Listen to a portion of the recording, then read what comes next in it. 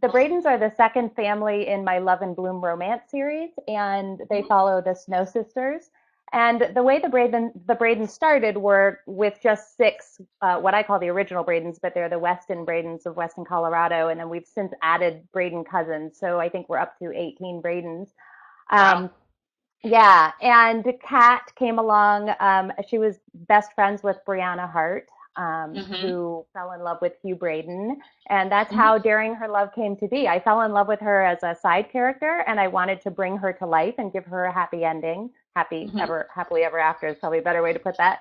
Although they both got very nice happy endings. So, Excellent. so that's how they came about. They meet during a storm when they're both waiting for a plane to take off. They're waiting for their ride to go to Colorado. Hmm. They don't realize that they're both headed to the same location. Eric spots Kat across the bar, and Kat spots him, and instantly there are sparks.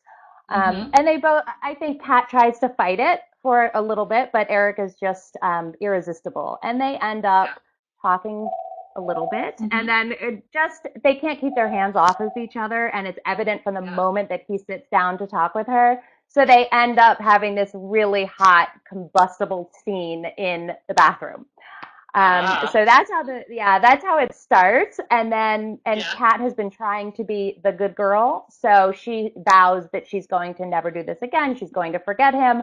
But Eric wants nothing to do with forgetting, and he's not about to let her forget him either. When my characters first come to me, this is going to make me sound crazy, but they really are so loud and so obstinate about how they want to be presented that Hmm. if I wanted to even change a really strong heroine to a little bit weaker or a little bit more feminine, it wouldn't work because they really do guide me. Like I give myself over to Yeah. them and then they take me there. I mean, honestly, who inspired me was Hugh Braden because I knew that Hugh Braden would have had a friend who was just like Eric.